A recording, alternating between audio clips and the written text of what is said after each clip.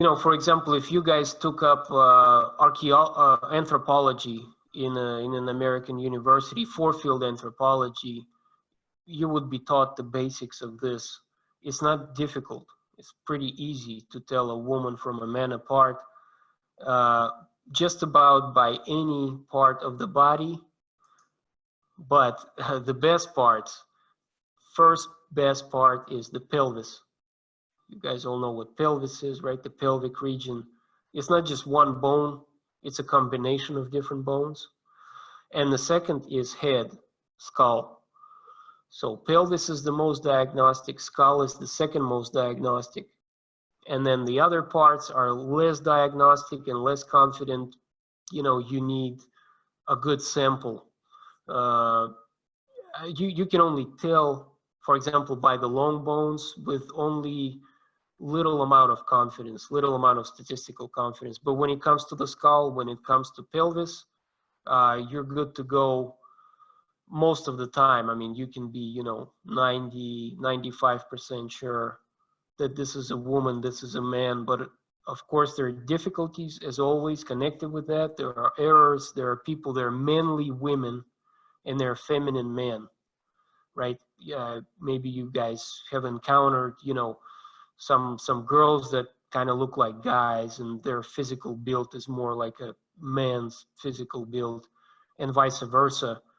So there's definitely a sliding scale. It's not like strict kind of categories. You know, there are people that kind of fall in between. But he mentioned some of the criteria. But to give you an idea, in your pelvis, there are 14 different criteria, 14 different little things that we can look at. And on the skull, there are 11 different features. So he only talks about three to four features. So it's just the tip of the iceberg. There are way more features than that. And I'm not even talking about the long bones. So we're talking about tens and tens of different criteria according to which we can tell a woman from a man apart. And I will just show you some of the criteria that he actually talks about. Let's see here. So one of the criteria that he talks about are brow ridges. Pretty self-explanatory, right? Brow ridges are more massive, more expressed in the male. So this is a male skull to your left. This is a female skull to your right. You see the brow ridge sort of protruding forward. Another feature that he talks about is chin. And when we talk about the chin, there are different features of the chin. But he talks about one of the features, a more protruding meaning like poking out forward chin in males than in females. So this is a female skull, this is a male skull.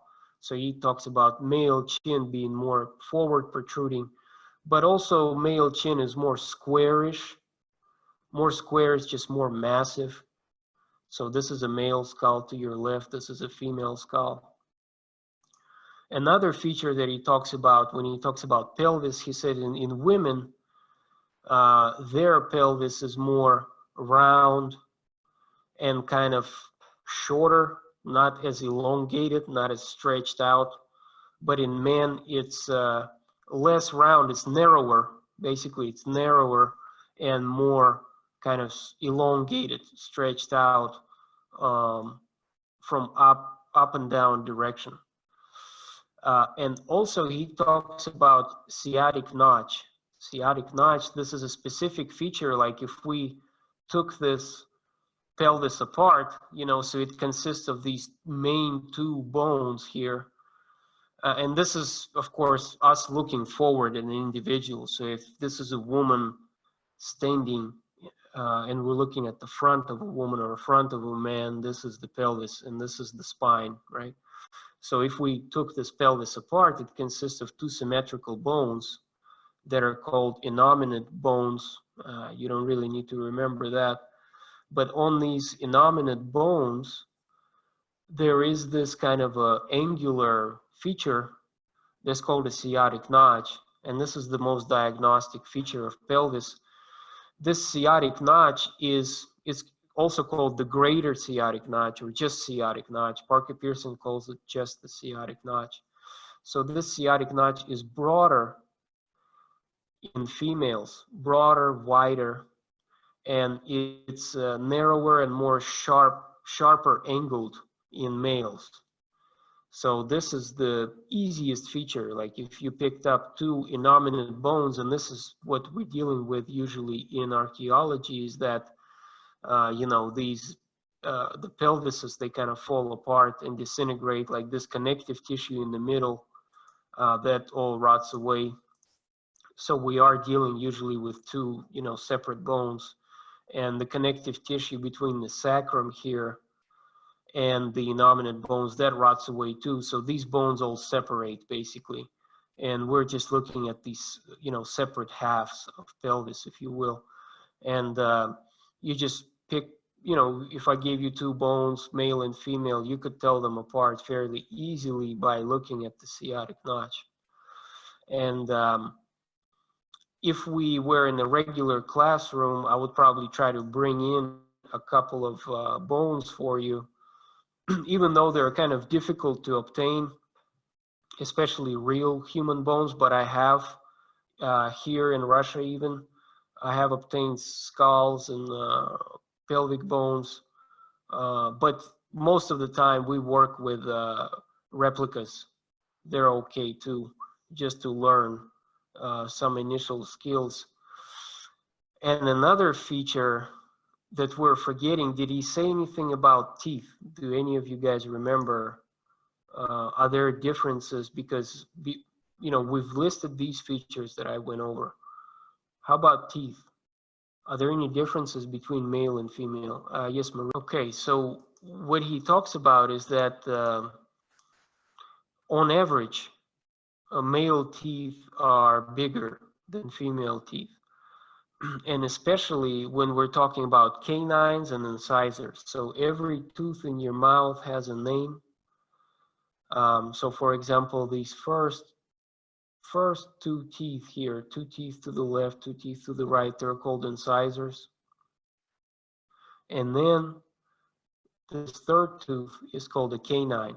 So we have two canines in our upper jaw and two canines. So we count 1, 2 incisors, and here's a canine. 1, 2 incisors, and here's a canine. That's kind of set off a little bit from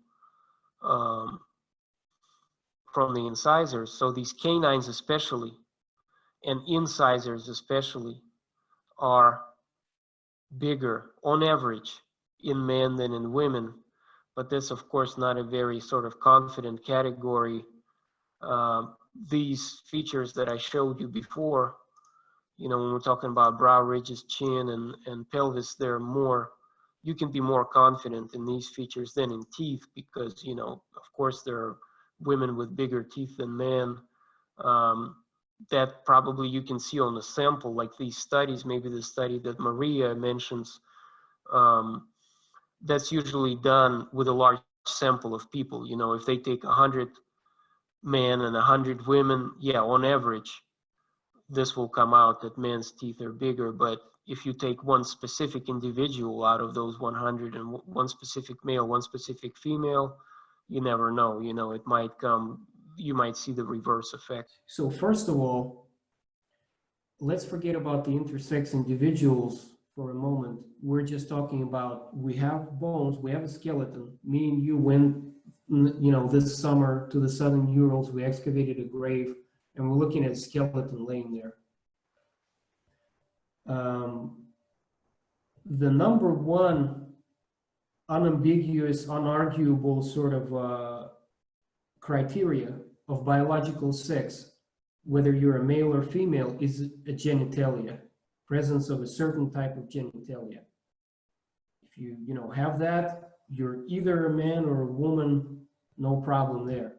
But us as archaeologists, we never, I mean, almost never have genitalia, because that stuff obviously disintegrates, it disappears, it rots away. We only have bones. And bones don't have genitalia, right? Bones are just bones. So there are no obvious signs at all on these skeletons. There are signs that are not so obvious, and that's the first problem, is just working with bones, period, for the following reasons. There are a lot of criteria, and most of them are on what's called like a sliding scale of maleness or femaleness. So let me show you what I mean here. There is no 100% guarantee, you know, where you say, okay, this is a man, this is a woman. Let me go to a different view real quick here. So for example, if you look at this slide here, you know, let's look at the brow ridge. It's this third drawing, like this third row from the top. So this is the brow ridge. It's not a male brow ridge versus a female brow ridge. It's a more male than, we're going less male, less male, less male, female, more females, right? So we have like 5 different categories here. 5 being very male, 1 being very female, but then there are these individuals in between. If I get a 3, right? If I get a 3 type of brow ridge, it could be just as equally a male and just as likely it could be a female. Same with the chin, same with these other criteria that we have not looked at. Like I told you, just on your skull alone, there are 11 different little things that I can look at to tell you if it's a male or female. So all of those 11 things, they have this kind of a sliding scale, this continuum, more male, less male, you know, more female, less female. So if I get an individual that scores 3 on all of these, right, and on all 11 criteria, for example, they score 3, on some they score 2, on some they score 4, I can't tell. I cannot tell whether it's a male or female. And there are those individuals. Then there are those individuals that are, like I said, manly looking women. You guys have seen some of those throughout your lifetime. Like a woman, but it developed in such a way that, you know, she looks more like a man as far as, if we look at the skull, different features, if we look at long bones and just look at the skeleton of that individual. Looks like there are some minor connection issues, but okay. So that's one problem, okay? That's one problem. The second problem is, give me just 1 second here.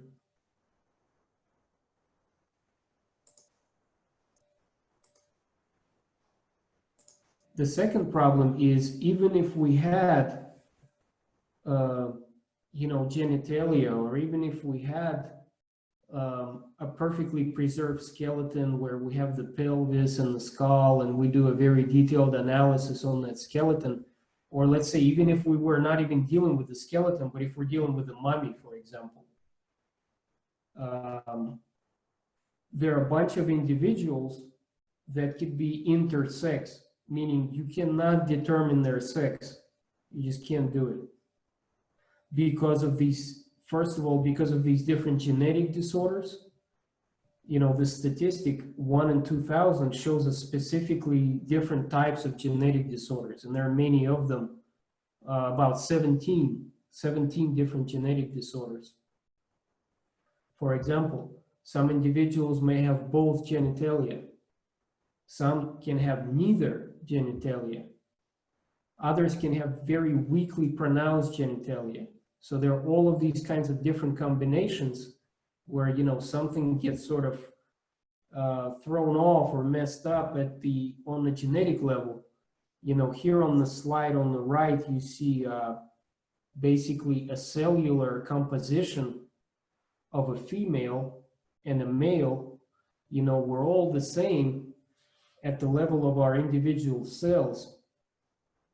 So I will post these slides, right? And you guys don't really need to memorize all of the details that I've kind of be talking about now.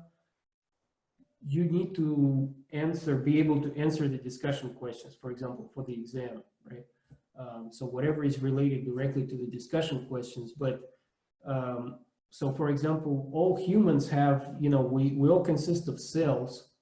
In each cell, there is a nucleus. In each nucleus, there are these pairs of chromosomes, and that's what you see here under the microscope. These are our chromosomes. We have 23 pairs of chromosomes, and males have only one pair that's different from females. So a male chromosome, a male nucleus is pictured on the left, on your left, and you see at the very bottom this kind of a large chromosome and a small chromosome. That's X and Y chromosome, and a female has two X chromosomes. So at any rate, you don't need to know this, but what you do need to know is that when there is some kind of error or a discrepancy at this kind of level, at the cellular level, at the genetic level, you will see these kind of disorders. Maybe if we look through a microscope at their cells, it shows as a female, but this person has a male genitalia, like something like that. So that's one type. The other type is cultural. So for example, we know that now there are a bunch of, surgeries, people changing their biological sex, but that type of stuff existed in prehistory as well.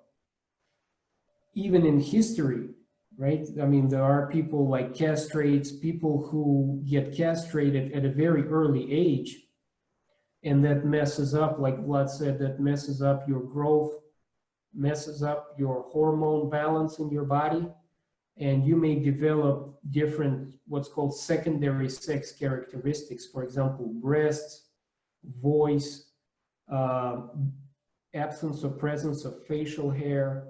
These are all secondary sex characteristics, and cultural practices may alter those. So for example, if you get castrated at a young age, you may start developing these secondary sex characteristics. And this practice was very common actually in countries like Italy, for example. These opera singers, right? It was a type of voice, it was called castrato. And these children who showed talent in singing, they were castrated and were raised to be these sort of superior, great sounding opera singers. And there are some famous, they were basically celebrities of their time. And that was outlawed only at the end of the 19th century. So not that long ago at all.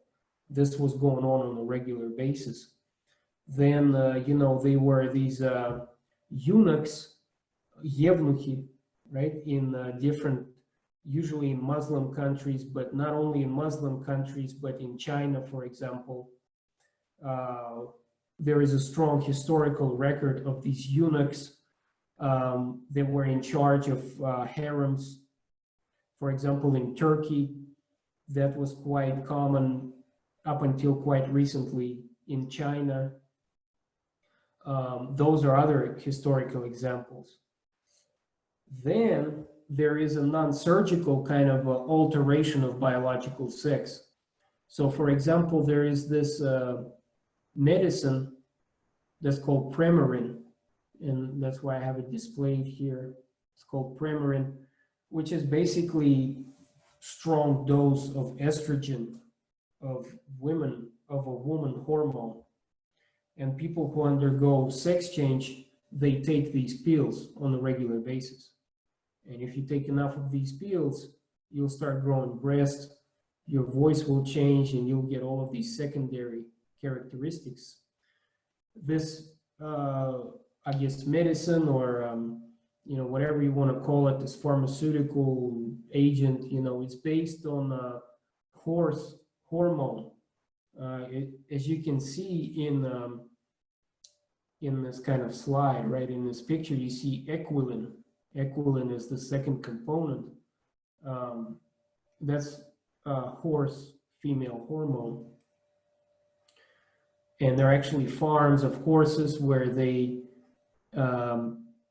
keep horses And these hormones are obtained from pregnant horses. You can only obtain them from a pregnant horse. And, you know, this is where these horses are kept. They're almost constantly being sort of pregnant, and this hormone is extracted from them. And how this ties into sort of archaeology is that this was practiced in prehistory as well. Basically, you know, all of these sort of strange practices that, you know, some people may think are only characteristic of the modern times, they happened in prehistory as well. So, for example, there are historical accounts of Herodotus, and we'll talk about Herodotus some more, where he talks about Scythian people milking pregnant mares, milking pregnant horses, and then drinking that milk.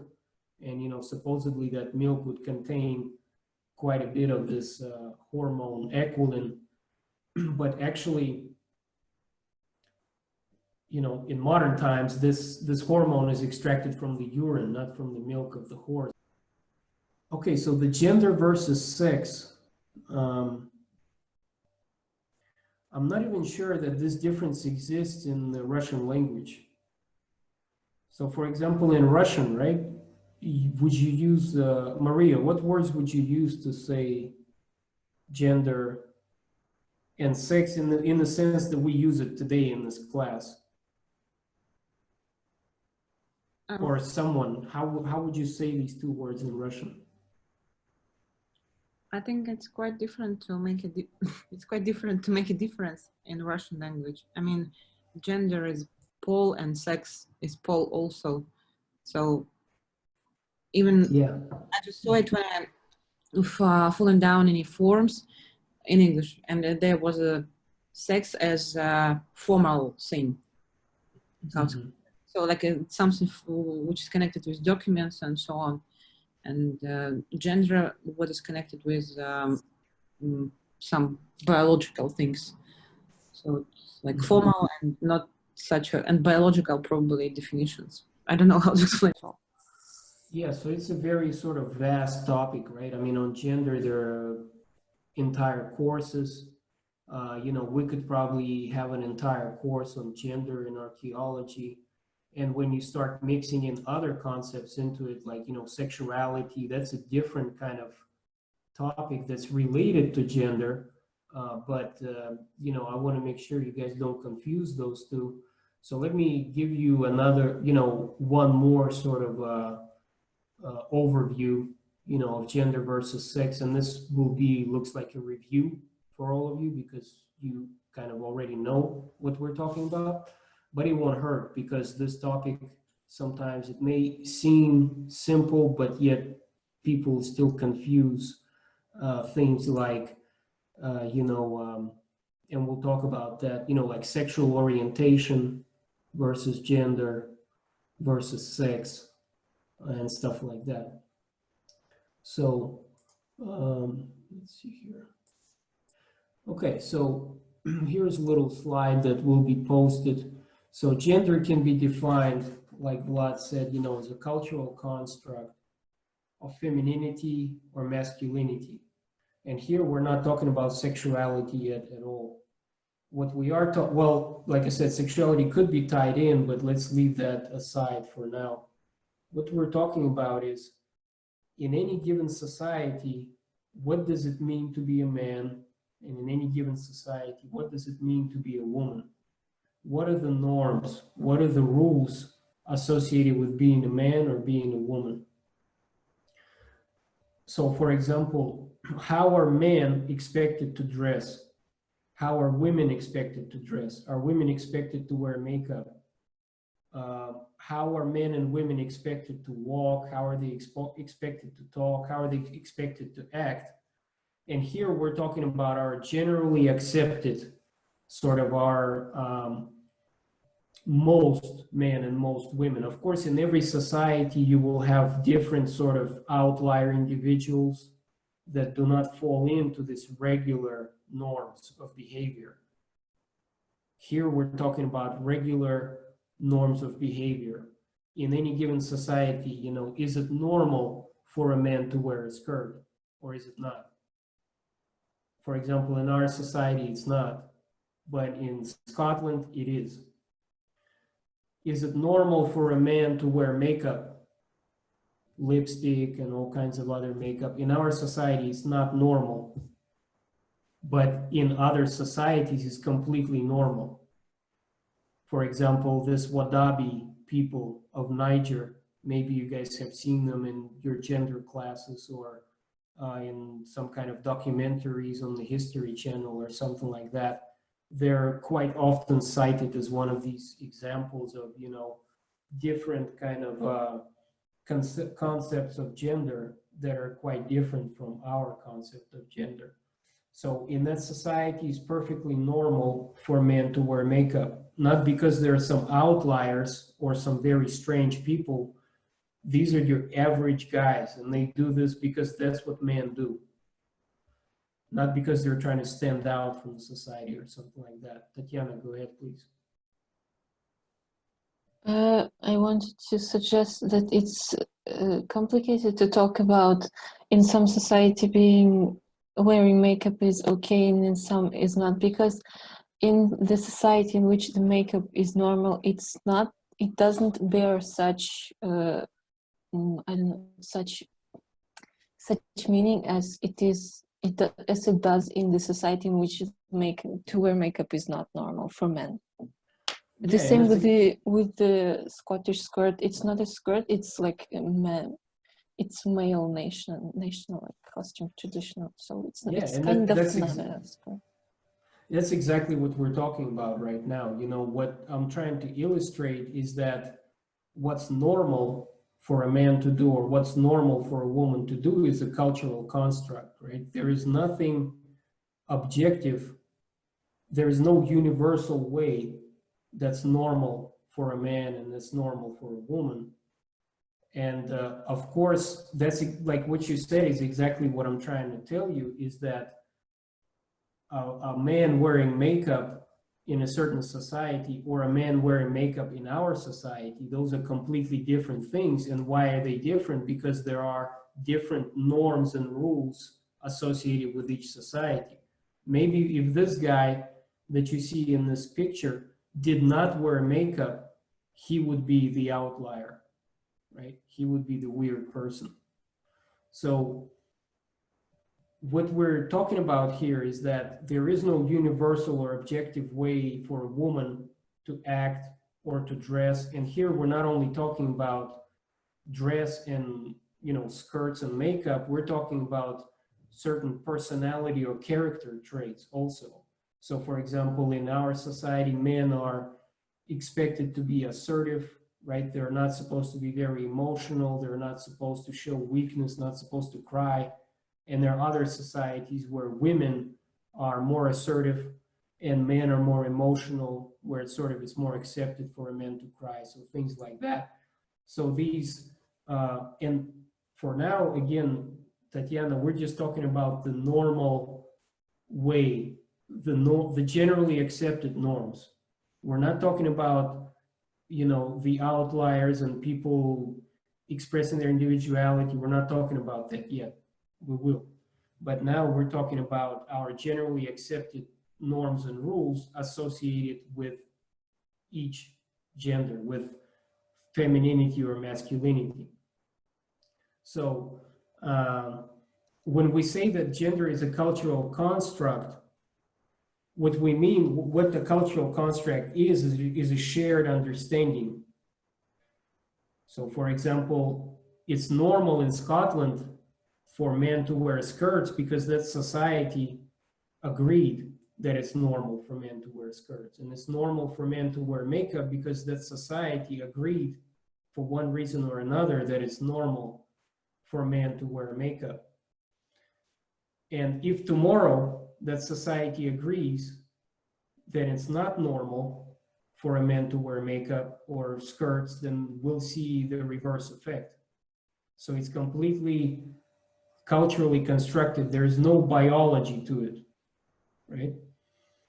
So, for example, money is a cultural construct. So that money, the piece of paper that's money, only has a value because we've agreed, we as a society agreed that if I give you a certain amount of paper, if it has certain signs on it, certain symbols on it, it's worth that much.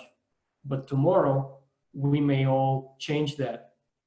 And we've seen that change because, living in the former Soviet Union, we've seen situations where money becomes worth nothing because culturally, we've agreed that this money is worth nothing.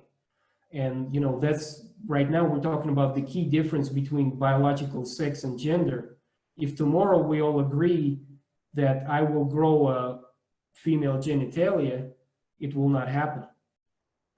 But if tomorrow we agree that it's okay in Russia for men to wear skirts, and if I'm born in this society, I'll probably be wearing a skirt. So a cultural construct is something that can change, and that's completely divorced from the biology. And a biological sex is something biological that cannot be changed. So that's the difference between gender and biological sex. And then on top of that, to complicate things, we can start throwing in things like sexuality, like what it means, like Tatiana said, going against the norm, right? We're not talking about that yet. We're just talking about very basic definition of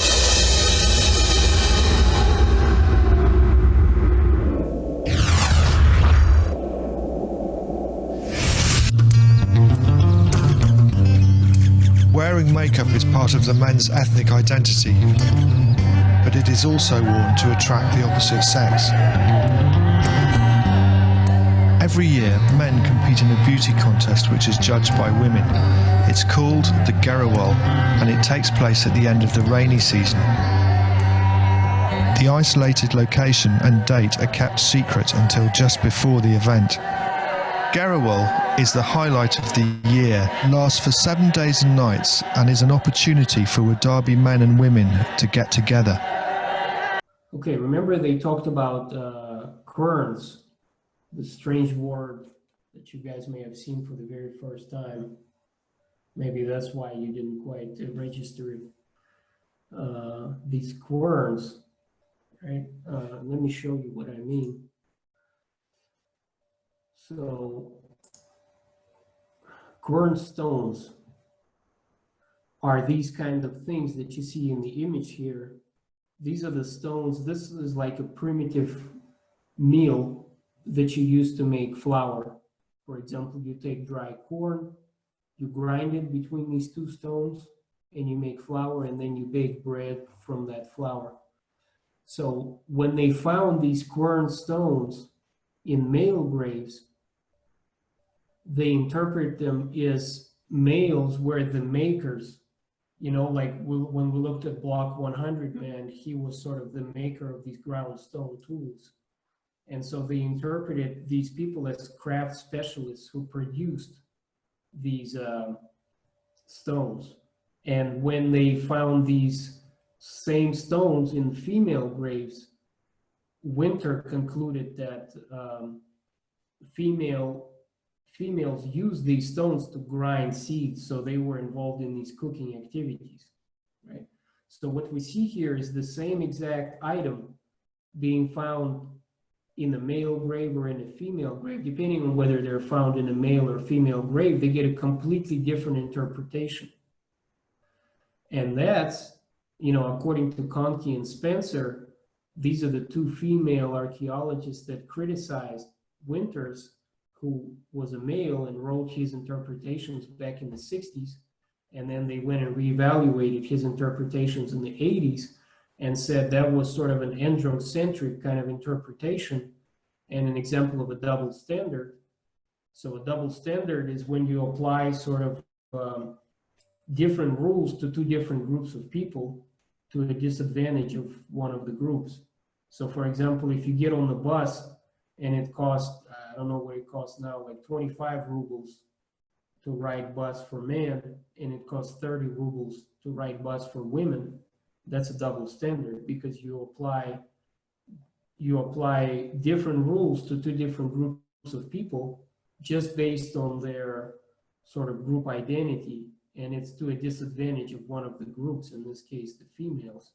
So what Conkey and Spencer are saying, why couldn't women be involved in the trade? And why couldn't women be the makers of these quartz stones? Or why couldn't men be involved in food production activities? You know, if we find quartz stones in a male grave, why couldn't this male be responsible for making the flour? Or maybe this male got these trade items as a gift from his father or his brother or something like that. That could have been possible too. But we, you know, necessarily apply these double standards. And that's one of the criticisms. You know, these types of works begin to appear in the 80s in American archaeology. And in general, Parker Pearson talks about these androcentric kind of interpretations of archaeological material that are characteristic of, you know, the 50s, of the 60s. Just 1 minute. So for example, in this image here, you see an illustration from the 1950s sort of school book, school archaeology book that described prehistory. And these are the type of illustrations that we saw, right? And just from looking at this illustration, it looks very androcentric, sort of, you know, by the body language. You can kind of tell that, you know, it's sort of this man, the hunter, and women being pictured as sort of submissive and, you know, peripheral or powerless. Like in this illustration, it's obviously kind of man holding the power, and the woman, the woman is just waiting to hear, you know, what the man says. So androcentrism, like I said in the beginning of the lecture, is this practice of placing male individuals and masculine point of view at the center. And, you know, even the language itself, if you look at English language, for example, and I've mentioned this before, man just means a human being, you know, like mankind. It's not womankind, right? It's mankind. So there are those sort of androcentric things that are present in different subtle kind of things that we may not necessarily notice in our daily lives, like when we look at pictures, when we read texts, and we read words like mankind. So a lot of this androcentrism was present in archaeology also, not just in archaeology, but the entire society. But, you know, this is an archaeology class. And starting at about 1980s, there was a strong reaction from what's called feminist archaeologists. So feminists are basically these usually females, but they can be male also, who are trying to achieve equal rights, completely equal rights between men and women. And so before the 80s, like I said, women were sort of pictured as playing a minor role, a peripheral role to the male role. But then some more interesting studies came out after that. You know, this whole kind of man the hunter kind of a myth, not a myth, but the myth had to do with the part that being a hunter was more important for the dietary intake, for the caloric intake of these prehistoric communities. But a lot of ethnographic studies of hunter-gatherers actually show that females bring most calories into the household.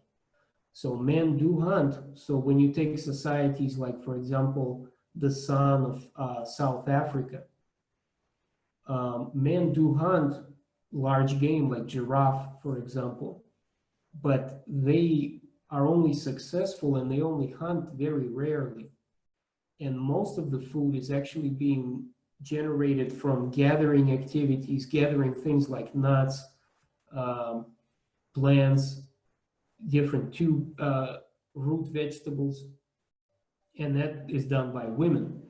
So actually, you know, men the hunter, yes, men was the hunter, but that does not necessarily mean that men brought in most calories and therefore had most sort of authority in the house, if the authority in fact stemmed from that or was tightly linked to that.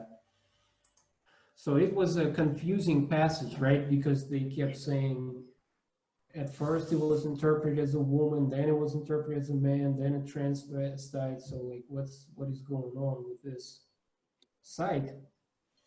And so let me try to clarify this for you guys. So there is this Princess of Vix grave. It's a huge burial mound, Iron Age, dates to about 500 BC, excavated in France. First thing, it's one of the richest burials of that period in Western Europe. Okay, so you need to keep that in mind. One of the richest burials. You see this massive kind of a gold, I can't really call it like a chain, or it's sort of like a chain that you put on your chest. This thing weighs 1/2 kilogram. It weighs 500 grams. So this woman, as she's pictured here, would be wearing this, something like this. Okay, put it around your neck. This was jewelry. And so they found a bunch of jewelry. The jewelry was feminine. You know, how do you tell feminine jewelry from masculine jewelry is kind of subjective. What could seem feminine to you may seem masculine to me, and that's one of the issues, and we'll talk about that. But at any rate, they found lots of feminine jewelry. They found trade items from far away. In particular, they found this crater vessel that you see here, this huge, and this is drawn to scale, meaning that it was almost the height of the human being. This huge vessel, the largest metal vessel in Western Europe, and these were used to mix wine. This has sort of Greek origins, and so apparently this was used in some kind of large-scale feasts or ritual activity or something like that. They found an entire cart that you see here, and just a bunch of luxury items. Okay, so here's the thing. So they found this individual, 30 to 35-year-old, and they determined this individual as a woman, but then, and this is what Parker Pearson kind of hints at, because this is the richest burial, some people suggested that it was in fact a male, because her skeleton was right on the border. Remember how I told you guys that there are some, more or less feminine, so it was not a clear cut. It sort of could go either way, but more on the female side. So some said that this is a transvestite male. Transvestite is a person who dresses up in the clothes of the opposite sex. But then they did a more detailed analysis and found out that it was in fact a woman. And so why Parker Pearson cites this is, if this was just a regular grave and it was initially determined as a woman, no one would even worry about it. But because it was such a significant grave, like I said, one of the richest graves in Western Europe of that time, some male archaeologists wanted it to be a male. And they wanted it to be a male so much that they said this was a male who just liked to dress up in female jewelry and female clothes. But then they were proved to be wrong. Okay, so I think that's kind of the example that Parker Pearson is talking about. Julia, go ahead. Sorry, I just wanted to understand the concept of transvestite. So the transvestite means that the person biologically have feminine or how to say it.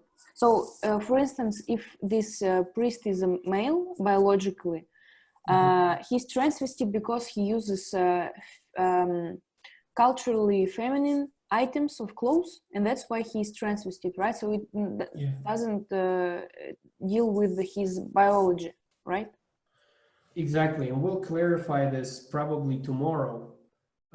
This term. In general, transvestite is kind of an old school term, and people who used it, they used it in these old publications in the 70s and in the early 80s. But technically speaking, transvestite is a person who dresses up in the clothes of the opposite sex. So for example, it's a man, perfectly biologically normal man, but that man dresses up in female clothes and wears lipstick and makeup. That's a transvestite. So it has nothing to do with intersex or castration or any of those things that we talked about. So that's an example of a transvestite, and we'll clarify that later.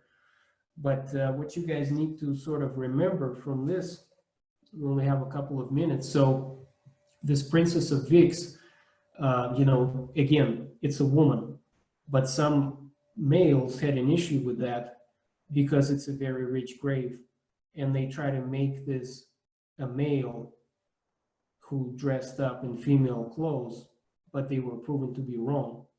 And there are also other sites like this in Europe, in Germany, for example, from the same time period. In the 70s, for example, they found a spearhead. A spear is копье, right? Наконечник копья. They found a spearhead and some feminine hair ornaments.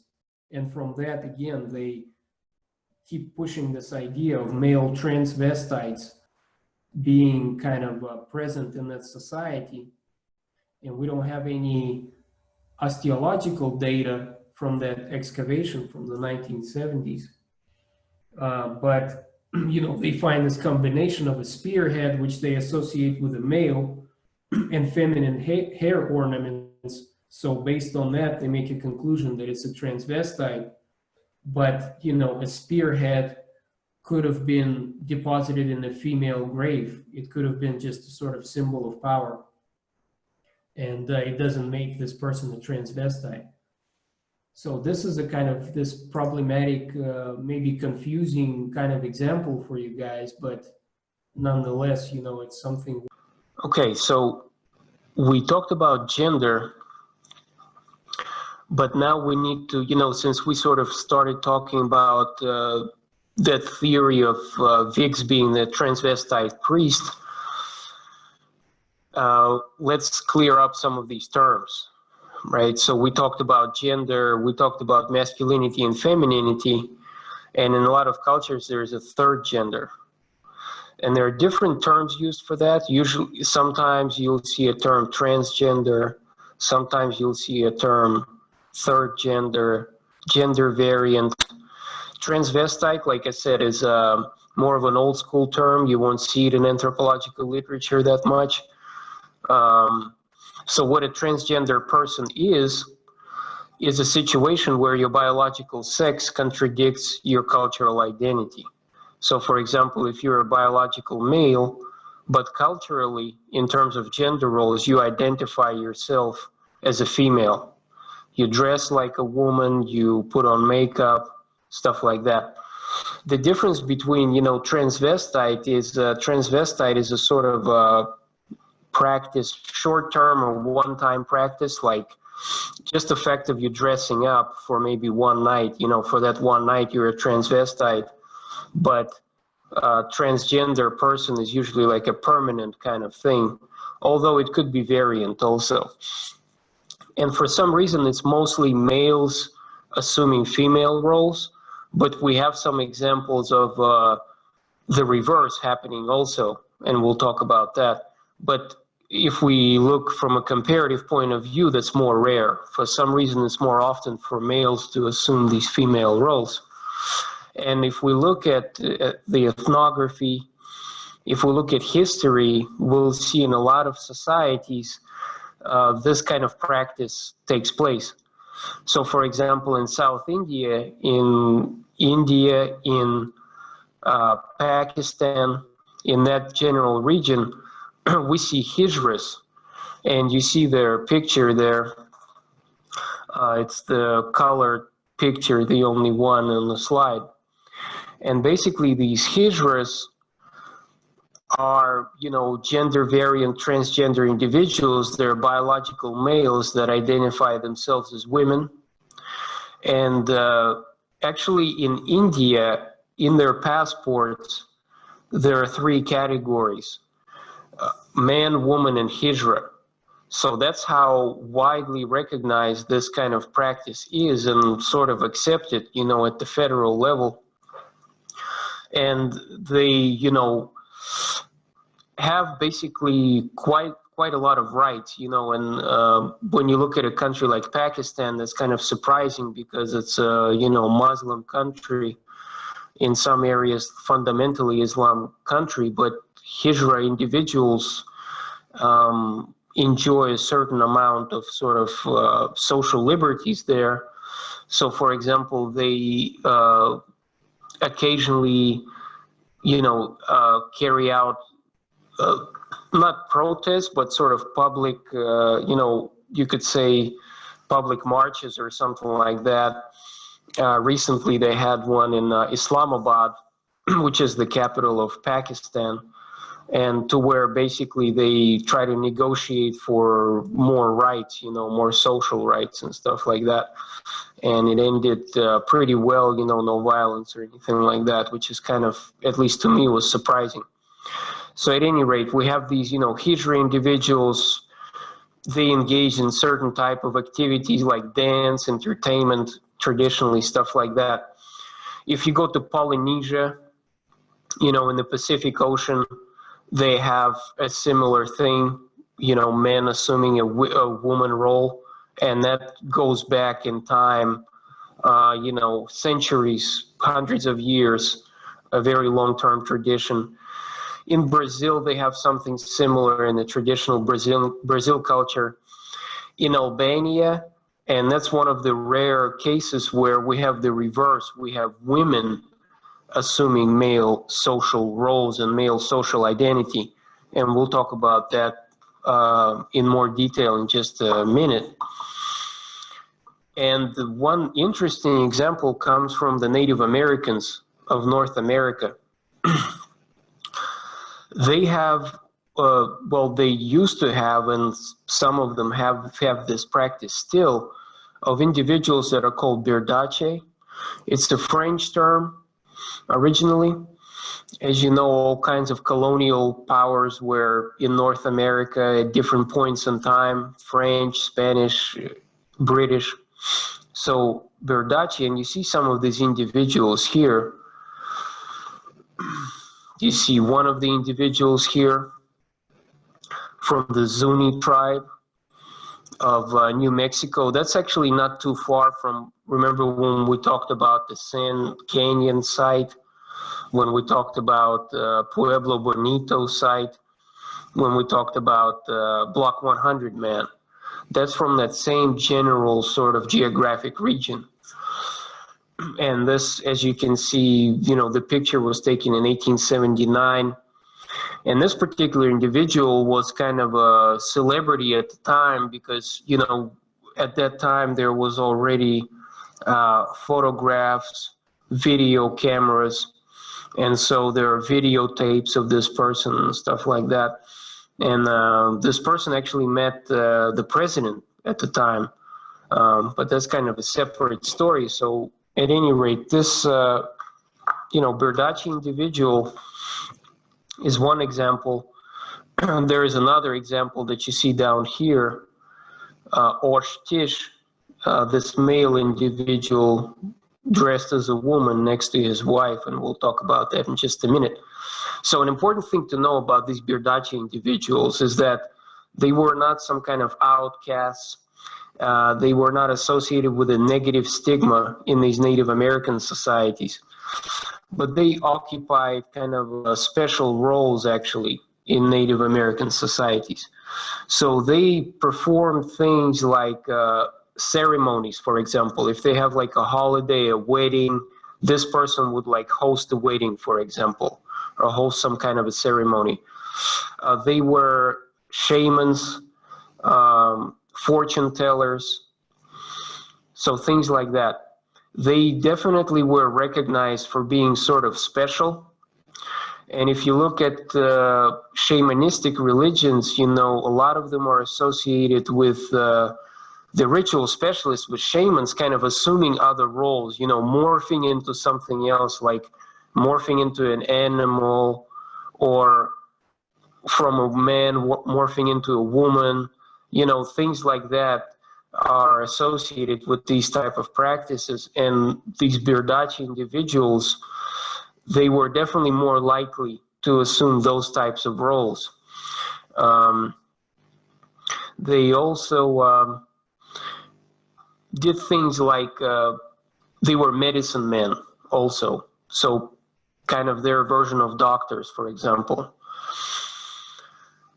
And the thing is, you know, like for example, this Oshtish Birdachi individual, his name Oshtish, and this is, I believe, from the Cheyenne culture. So his name means finds them, kills them. So this person was a warrior, a ferocious warrior. He had a wife, he had kids. So it's not, you know, and we'll talk about that in just a second, but it's not necessarily that these people were homosexual, for example, right? Like this person, Oshtish, was, you know, at least bisexual, but looks like he was a heterosexual. So this kind of practice did not necessarily tie into, you know, them being attracted to men. And there are also cases of women Birdachis.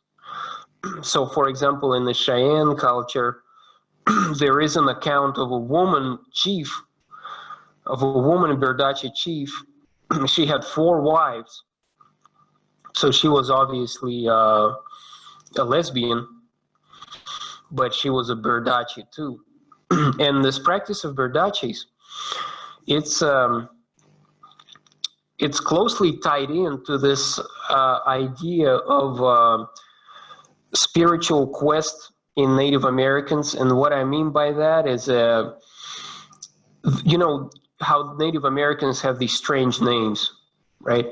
Like, for example, finds them, kills them, crazy horse, 4 bears, right? These kinds of names that don't sound like our names.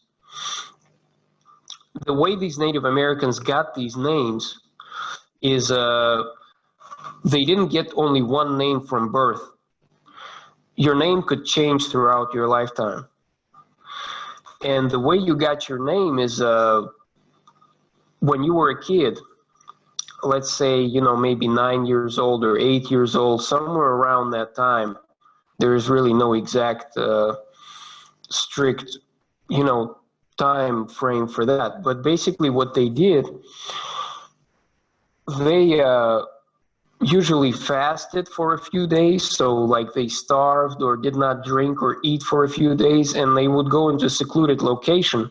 So for example, into the mountains somewhere, into the desert somewhere, and be there isolated, usually, you know, in the cold, hungry, deprived of sleep. And they would stay there for a few days until they would begin to see visions.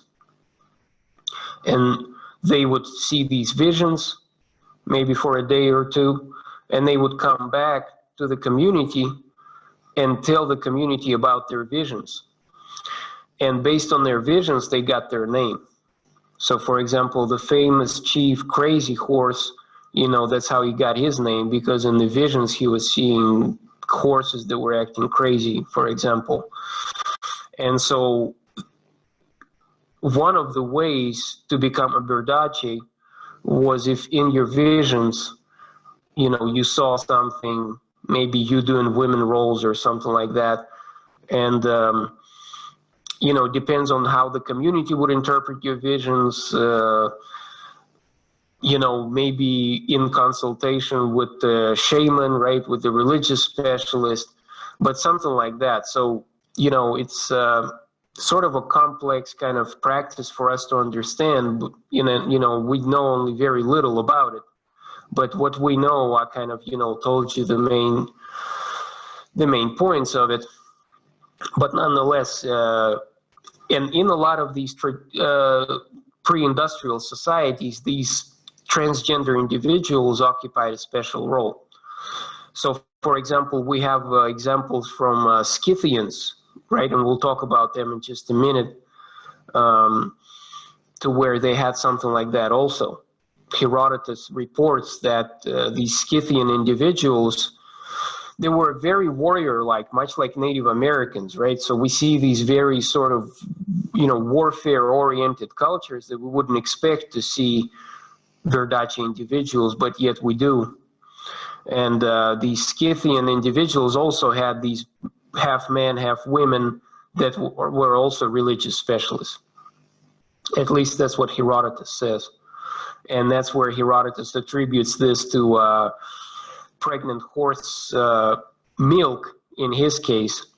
But we know that it had to be urine. Whether they, drank it or not, we don't know. But Herodotus does report Scythians milking pregnant horses, which I don't believe that will alter your, secondary gender characteristics. But maybe something like that took place as far as some kind of hormonal medicine process, that they were involved in. We don't know exactly. So these transgender individuals, again, we need to keep in mind these different terms, and have a good idea how they differ from one another. So, for example, it has nothing to do, or not necessarily has anything to do with sexual orientation. So sexual orientation is a whole different topic altogether. Sexual orientation is who you are attracted to. You can be attracted to an opposite sex that makes you a heterosexual. You can be attracted to the same sex, and I say biological sex, not gender. That makes you a homosexual. You can be a bisexual, where you're attracted to both sexes. You could be asexual, where you're just not attracted to anyone at all. Like I said, in these cases, obviously does not coincide. There is no perfect correlation, right? So, for example, this Ostish individual had a bunch of kids and the wife, but dressed up as a woman for some reason.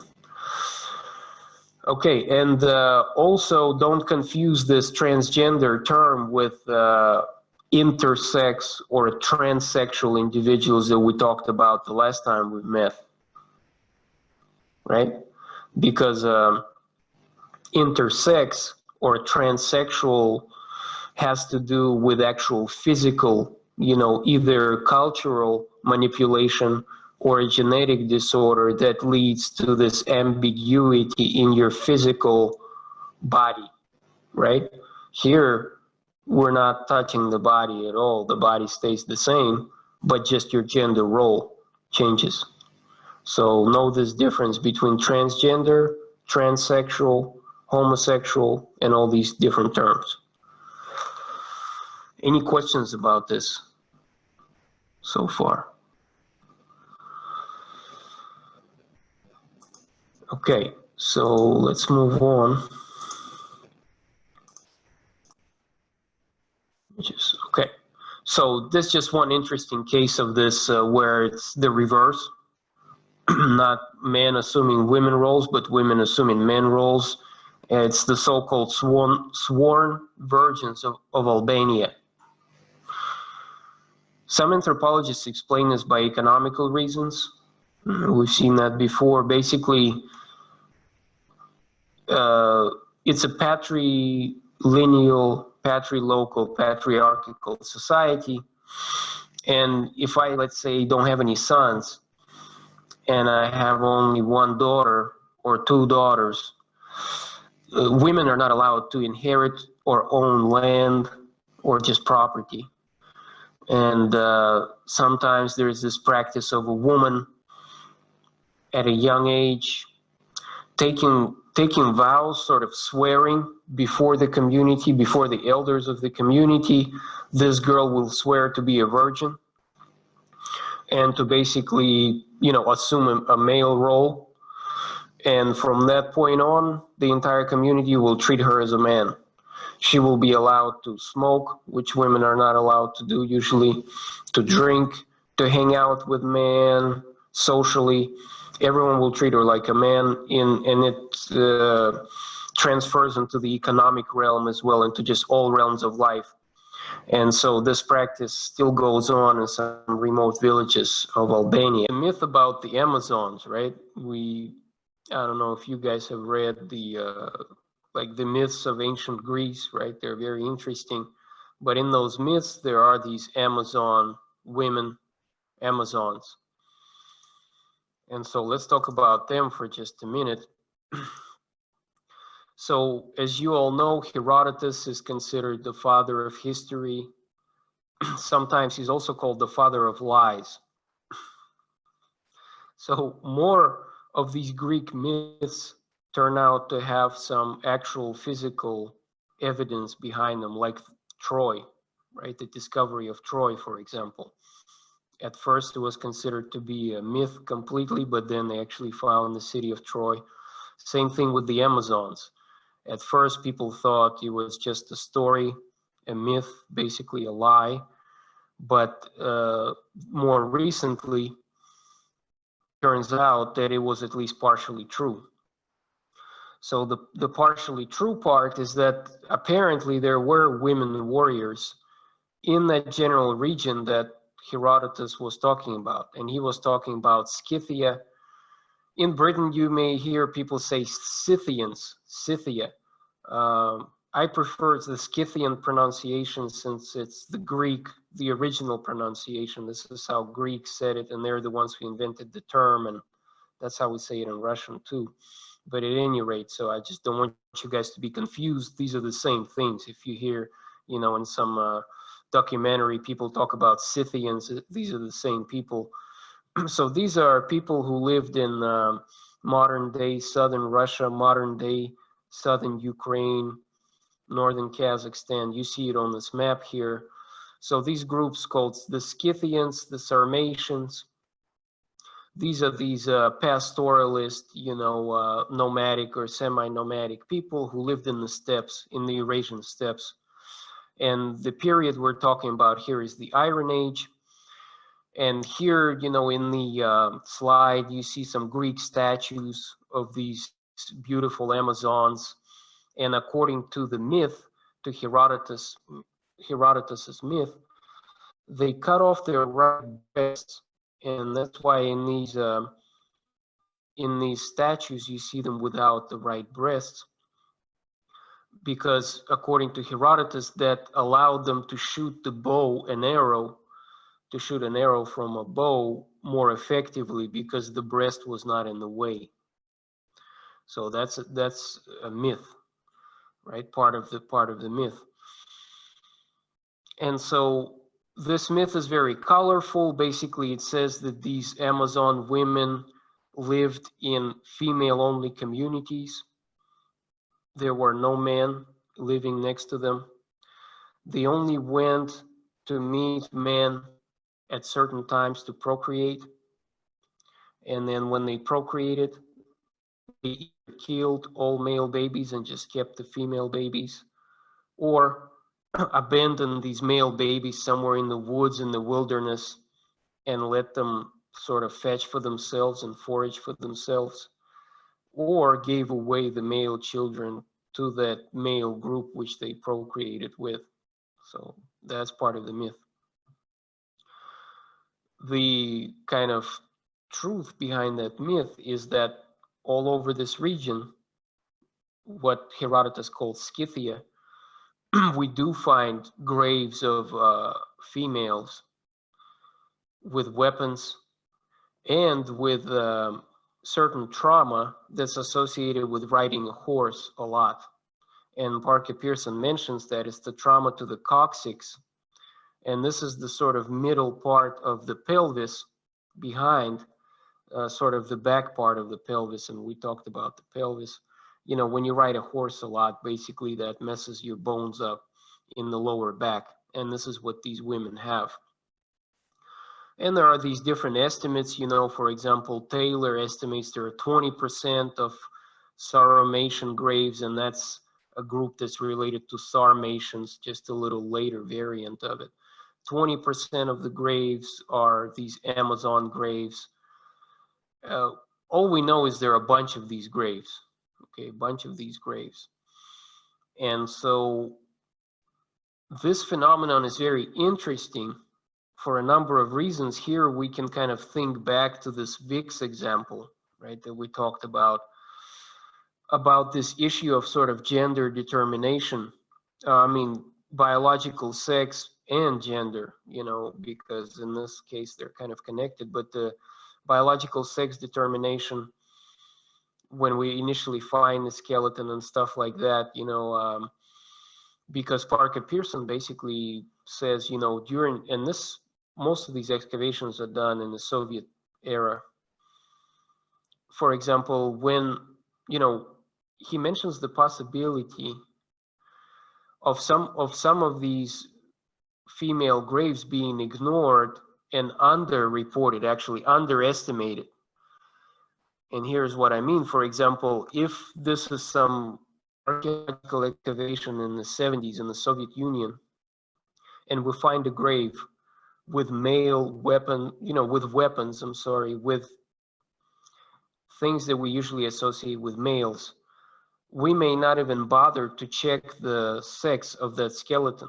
We'll just automatically assign it to be a male, right? For example, if I excavate a grave and there are a bunch of weapons there, if there are iron axes and spears and a knife and stuff like that, and horse riding equipment, I'll say, oh, we found a male here. We have a male skeleton, and we may not even perform this kind of detailed analysis of the skeleton. Maybe it was a woman.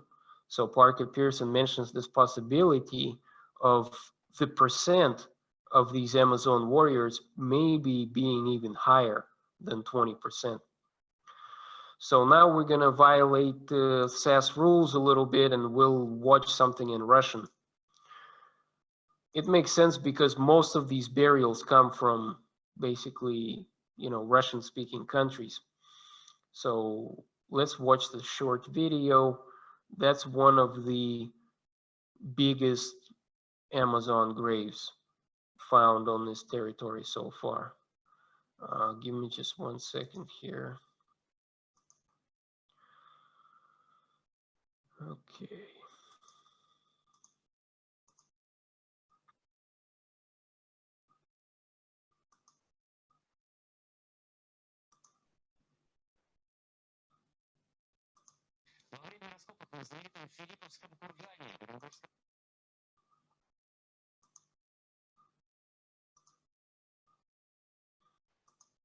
Make sure I do it right this time.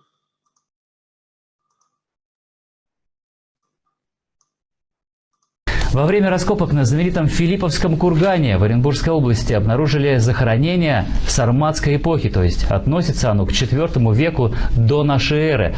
Это, скорее всего, усыпальница состоятельной женщины. Вокруг все буквально усыпано золотыми украшениями. Об археологической сенсации в репортаже Азамата Салихова. Это должна была быть обыкновенная археологическая экспедиция, правда, под руководством знаменитого знатока сарматской истории Леонида Яблонского. Студентам Башкирского университета имени Акмуллы предстояло раскопать остаток так называемого царского кургана в Оренбургской степи. Ничего необычного, простая производственная практика. Но уже первые раскопы показали, экспедиция наткнулась на нечто невероятное. В могильнике, который неоднократно грабили, оказалось нетронутым ни временем, ни людьми древнее захоронение. Почти 30 лет назад раскопки, сделанные на этом кургане, уже произвели настоящую научную сенсацию. Благодаря находкам целой коллекции золотых сарматских оленей об Оренбургской области узнали во всем мире. С тех пор считалось, захоронение уже полностью изучено, но оказалось, что своих главных тайн древняя усыпальница еще не раскрыла. Руководитель экспедиции показывает, где именно находился потайной вход в древний курган. Коридор, прорытый на глубине 3 метра, вел прямо к центру, но многие века о его существовании никто не догадывался. Когда с помощью лопат удалось дойти до нижнего яруса, у самого порога обнаружился этот древний бронзовый котел. Раньше считалось, такие подземные ходы находили и до нас, и считалось, что они были сделаны грабителями для того, чтобы забрать вещи из могильной ямы. Мы своими раскопками доказали, что напротив эти подземные ходы рыли современники, для того, чтобы положить вещи мертвым. То есть это как бы вот дар. Но самое большое впечатление на археологов произвела могила, найденная по соседству с подземным ходом. И эта находка, точнее, находки действительно тянут на научную сенсацию. Таких сюжетов до сих пор не встречалось. Здесь пантера, которая, запрыгнув на спину сайгаку, кусает его за ухо. То есть такого раньше. Это вообще первый раз мотив встречается. То, что они обнаружили, не что иное, как царскую усыпальницу, ученые не сомневаются. Площадь несколько метров буквально усыпана золотом. Рядом с погребенной предметы женского туалета, зеркало, ларец с гребнями и чаша для приготовления древней косметики. Самое удивительное, что среди чисто женских вещей колчаны стрелы. Возможно, древняя сарматская принцесса заботилась не только о своей красоте, но и могла управляться с оружием. Мы много раз находили стрелы, много раз видели, что эти стрелы находятся в колчане, но первый раз мы увидели полностью, вот, например, строение этого колчана и как он был сделан. Миллиметр за миллиметром археологи углубляются внутрь усыпальницы. Каждый предмет тщательно зарисовывается и фиксируется. Деревянные элементы прямо на месте закрепляют специальным консервантом. Для ученых важна каждая минута. Над местом раскопок то и дело идут проливные дожди. После того, как все артефакты будут подняты на поверхность, их передадут реставраторам, а затем на основе полученных данных антропологи собираются восстановить внешность Амазонки, а предметы древности выставят в Оренбургском музее. Чтобы из степи перевести все ценности, на месте уже организована круглосуточная охрана и зафрахтован специальный бронированный автомобиль. Азамат Салихов.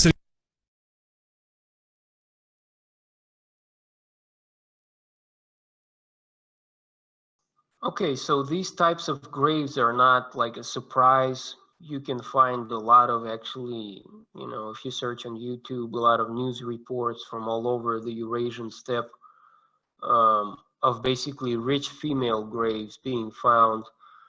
Sometimes at least one time that I know of, they found sort of 3 generations of women buried under one kurgan, sort of like a grandmother, mother, and a daughter. Of course, we don't know their genetic relationship, but definitely older and younger women buried in under one grave structure with all kinds of rich, adornment, rich grave goods. The most interesting thing, okay, you guys have seen this report from this Filipovka kurgan. It was a man, actually, later. So here's one more case to confuse you guys even more, right? This particular one was a man. But an assumption was made. So at the time when this news report came out, you saw the skeleton was not even excavated yet. It was like half covered by ground, right? They haven't gotten it out, and they are saying that's a female there in that news report, right? They haven't looked at the skeleton yet. It's still in the ground, but they're saying it's a female. Why? Because they found female attributes. What are the female attributes they talk about? A mirror, right? Combs to comb your hair. And they're talking about some kind of a cosmetics case, I guess, a cosmetics vessel. And what it is, it's like a vessel for perfume, something like that.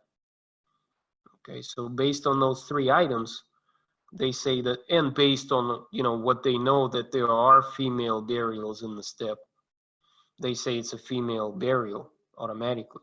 But when they got the skeleton out and got it to the lab, they found out it was a male. So this is an example where you cannot make assumptions based on grave goods. And apparently males back in the day used a hairbrush, okay, and may have put perfume on themselves once in a while. So, shouldn't be shocking, but, to some people it might be. But nonetheless, this does not sort of disprove the fact that there were Amazon female warriors in the steppe. There definitely were. Exactly. So there was this anthropologist, Maria Gambutas from Yugoslavia originally, And basically her hypothesis was, and in that question you saw the word matrifocal. That's the word we haven't talked about. Matrifocal is basically a type of family structure that is based on women, centered around women, where basically women kind of run the house. That's called, you know, matrifocal. A kind of synonym for that is a matriarchy, when basically women dominate the society and have the most access to resources, have the most power, have the most authority. And there was basically this idea that before, in our ancient history, our societies were matriarchal. And then at some point we transitioned into patriarchy from matriarchy. So matriarchy was the earlier stage, and patriarchy, which is kind of the stage we're in now, and at least most of the world, that came later. So this was an idea around that time, and Maria Gombudas was one of the main proponents of this idea. She was one of the first feminist archaeologists who worked, you know, from the 50s all the way up to the 80s. And I know we're out of time, but I just, you know, wanted to show you guys some of these beautiful figurines that she interpreted as a mother goddess cult. So she said that in Europe, around the Mediterranean, in modern day Turkey, Greece, and all of those other countries that surround that region, there was this mother goddess cult because of, she and other archaeologists found a bunch of these figurines that stressed, you know, female bodies, female figures. And for example, this woman here looks like she's sitting on something that looks like a throne, associated with these felines, like large cats, maybe lions or something like that. So there's a lot of this type of art associated with the early Neolithic period all over that region of Europe.